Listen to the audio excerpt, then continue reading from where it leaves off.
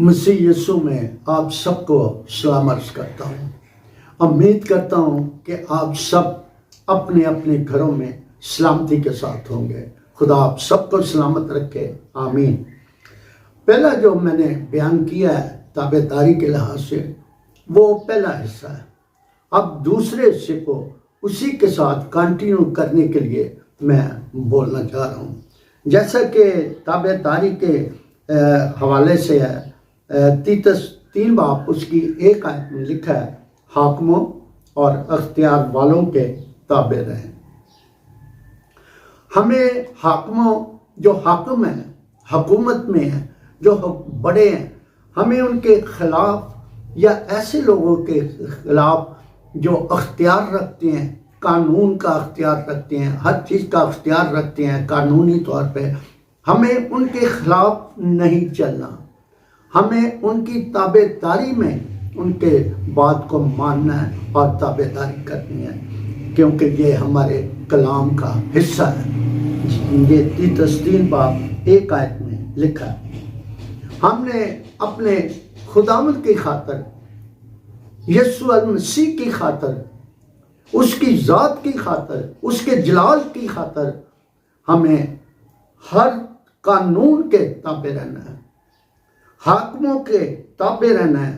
جو ملک کا قانون ہے، ہمیں ملک کے قانون کے مطابق اپنی زندگی کو چلانا ہے، ڈھالنا ہے، چلنا ہے۔ ہمیں ملک کے خلاف کسی قسم کا قدم نہیں اٹھانا۔ اگر ہم مسیح یسوع پر ایمان رکھتے ہیں، اگر ہم مسیح یسوع کے جیسی زندگی گزارنا چاہتے ہیں، اگر ہم اس کے نام کی منادی کرتے ہیں، اگر ہم مسیحی کہلاتے ہیں، تو ہمیں پھر خداوند کی خاطر، مسیح کی خاطر کلام مقدس کو ذہن میں رکھتے ہوئے حاکموں کے ہر قسم کے انتظام کے تابع رہنا پڑے گا، جیسا کہ پہلا پطرس 2 باب اس کی 13 آیت میں مرقوم ہے۔ لکھا ہے، ہر شخص اعلی حکومتوں کے تابع رہے، کیونکہ کوئی حکومت ایسی نہیں جو خدا کی طرف سے نہیں۔ جو حکومتیں موجود ہیں وہ خدا کی طرف سے مقرر ہیں، وہ خدا نے مقرر کی ہیں، کسی انسان سے نہیں، کیونکہ ایک عام سا فکرہ ہے، ذلت اور عزت خدا کی طرف سے ملتی ہے۔ جب ایک شخص کو خدا عزت دے رہا ہے تو انسان کون ہو سکتا ہے کہ اس کے خلاف کسی قسم کی عذر کرے، اس کے خلاف چلے، اس کے خلاف اٹھ کھڑا ہو، اس کے خلاف باتیں کریں؟ پھر ہم انڈائریکٹلی ہم خدا کے خلاف اٹھ کھڑے ہیں، ہم خدا کے خلاف اعلان جنگ کر رہے ہیں، کیونکہ اسے عزت تو خدا نے دی ہے۔ جب عزت خدا نے دی ہے تو ہم اس کے خلاف اٹھ کھڑے ہوئے ہیں، تو ہم اس کے خلاف نہیں اٹھے، ہم خدا کے خلاف اٹھے، اور جس کی خدا پھر سزا بھی دیتا ہے۔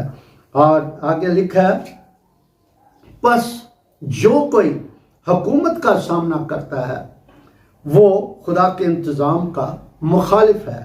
جو مخالف ہیں وہ سزا پائیں گے، کیونکہ نیکوکار کو حاکموں سے خوف نہیں بلکہ بدکار کو ہے۔ بس اگر تو حاکم سے نہ ڈر رہنا چاہتا ہے تو نیکی کر، اس کی طرف سے تیری تعریف ہوگی۔